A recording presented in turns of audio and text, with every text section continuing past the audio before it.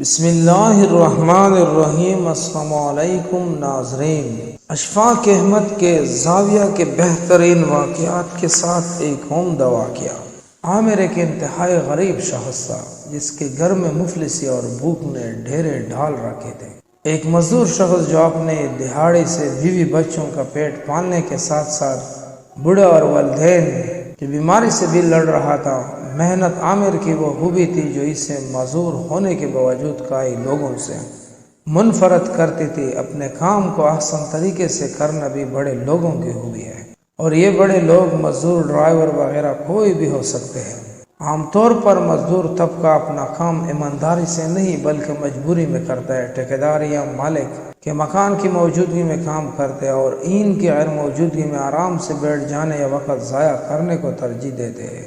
عامر ان تمام لوگوں سے یوں مختلف تھا کہ وہ مالک مکان کی غیر موجودگی میں زیادہ کام اس سوچ کے تحت کرتا تھا کہ کوئی اس کے بارے میں یہ تصور بھی نہ کرے کہ یہ وقت ضائع کرتا ہے یا اپنے کام میں کوئی کوتاہی کرتا ہے۔ ایک مرتبہ عامر مزدوری کے انتظار میں بیٹھا تھا کہ ایک نوجوان لڑکا اس کے پاس آ کر رکا۔ اس نے لڑکے کو دیکھا، لڑکے نے عامر سے معاملات طے کیا اور اسے مزدوری کے لیے اپنے ساتھ لے گیا۔ اس لڑکے کا گھر تعمیر ہو رہا تھا جہاں پہلے ہی کچھ کام کر رہے تھے لوگ۔ عامر بھی ایک مستری کے ساتھ لگ کر اپنا کام کرنے لگا۔ 10 دن یوں ہی گزر گئے اور یہ نوجوان لڑکا آتے جاتے عامر کو غور سے دیکھا کرتا تھا۔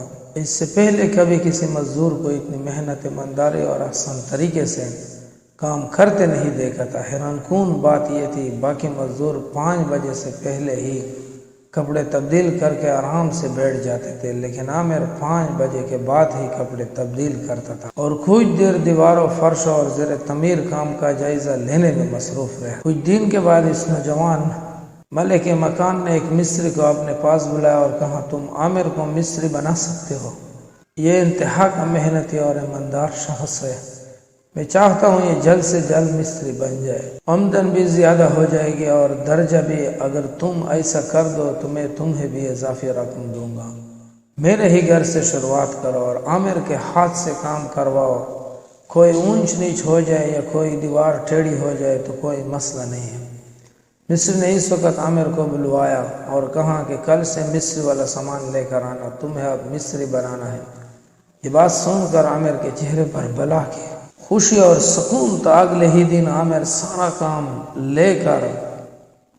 سامان لے کر کام پر پہنچ گیا۔ اس کے ہاتھ میں اتنی صفائی اور مہارت تھی کہ مستری بھی حیران رہ گیا، جیسے آدھے سے زیادہ کام عامر کو پہلے ہی آتا ہو۔